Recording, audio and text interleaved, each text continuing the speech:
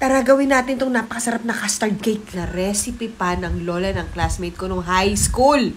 Totoo yon. Pag kaminana mo yung recipe sa ninuno mo, masarap yon. It's really old school. And then, the process is just different ng kaunti. So, pero mapapansin nyo, ordinary lang lahat except na yung meringue niya, may salt. Let's make vintage or heirloom custard cake.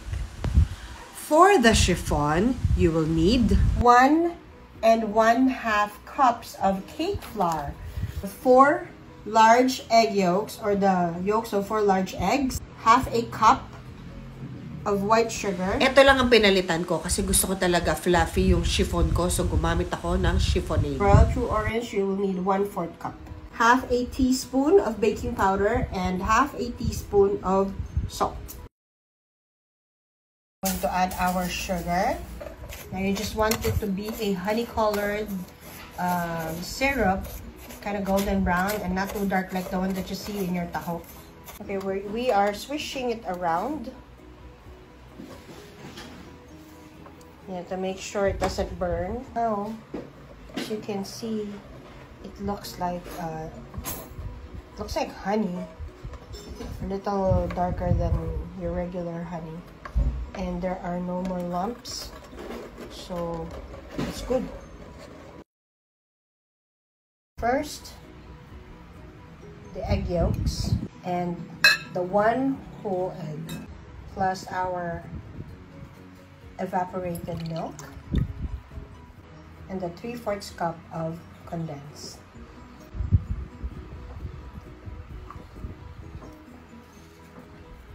Mix with a whisk until well combined. This is the most important part of making the custard cake, making the chiffon. So, pay attention. Talagang panoodin yun ng maayos. Tapos, may mga procedure dito na kakaiba, but trust the process. Kasi yun ang ginawa ko and it worked. Hindi ako nagkaroon ng problema, hindi na-deflate yung chiffon. So, ito, ang pinakauna, wait ninyong maging frothy yung inyong egg whites. In-speed up ko lang, pero sa totoong buhay, real time, mabagal lang yan. Yan, sa pag-frothy na siya, ilagay mo na ang salt. Yes, salt. Kahit din ako nung una, medyo nahiwagaan. Pero, syempre, this is a recipe that I've been making for decades. Copying it exactly as my friend's Lola has showed us. So, it works. Huwag nyo nang questionin. Mix nyo lang to sa medium speed. Huwag masyadong mataas kasi daw para maliliit yung bubble, sabi ng Lola ng classmate ko. Yan. Firm peaks or stiff peaks. Isama nyo na ang oil, yolks, Royal True Orange. Yan. Royal True Orange. Pwedeng merinda. Kung anong meron ka, pwede na yun. Tapos, ibit mo lang siya hanggang magsama-sama. Hindi kailangan bumula. Magsama-sama lang. Sift mo na yung lahat ng dry ingredients mo sa ibabaw ng mixture mo ng royal, egg yolks, and oil. Again, makikita ninyo yung difference, no? Pag chiffonade ang ginamit ninyo. Mamaya makikita ninyo kung gaano kaputi at gaano kapino yung chiffon kapag chiffonade. Hindi rin siya nade-deflate. Yan. So, imimix mo lang siya parang magmukhang yema. Soft yema. Yan. Then, i-assemble na natin. Again, wag ninyong questionin ang process na to. Ito ang itinuro sa amin and I'm so glad na tabi ko yung recipe nito. Yan. So, instead of, di ba usually how we do our chiffon by adding a little bit of the egg whites dun sa ating yolk mixture. Pero ito baliktad. Dadagdag mo pa unti-unti yung yolk mixture mo. Yan. Kapag nakakagawa ka na ng number 8 na hindi naglalaho, ready ka nang i-assemble. So, kailangan salain mo siya para kung meron, alam mo yung parang part ng egg white na hindi sumasama, yung gelatinous, parang jelly, gelatin, ganyan.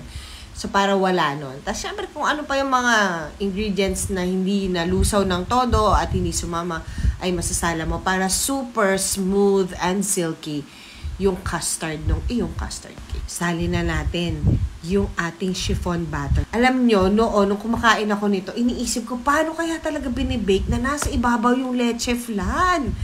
Hiwagang-hiwaga ako dyan nung bata ako. Binibake kaya muna yung leche flan, tapos binibake yung cake, tapos pinagsasama. Hay! Di ba? Tapos yun nga, so nalaman ko na gumagawa nito yung lola ng classmate ko. Siyempre, bilang the marites that I am, inusyoso ko talaga. Paano nga kaya ito ginagawa? And she was very generous. And this was like maybe 40 years ago. Ay, hindi naman. Mga 35 years ago.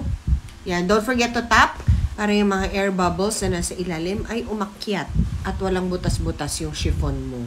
Preheat ka na sa 175, set it for 1 hour. Lagay mo siya sa isang mas malaking pan. Hindi makailangan square, pwede naman din bilog. Because it's very thick yung chiffon natin. May mga bubbles pa siya hindi pumutok. Putokin mo lang. Ito, hiwaga na naman to. Kailangan kumukulong tubig ang ilagay mo dun sa iyong bain-marie.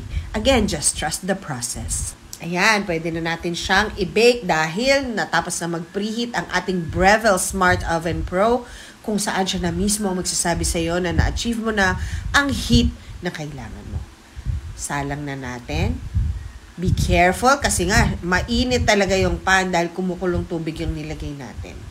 Don't disturb the baking process. Hayaan nyo siyang mabake dyan sa loob ng 1 oras.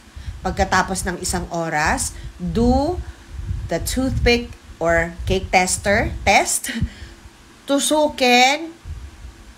Yan, kung saan mo gusto, gitna. Ako gusto ko sa gitna kasi yun ang pinakamatagal mabake. So, gitna. At kapag kayan ay lumabas ng malinis. Jaran! Diba? Luto na yan. Bake na yan. Palamigin mo na. At syempre, tataob natin. For maximum effect, slow-mo. Let's go. Dan dan dan dan dan dan dan dan. Nagkukutom ako. Dan dan dan dan dan dan dan dan dan dan dan dan. Wow! O, diba? Ako na rin yung sound effects.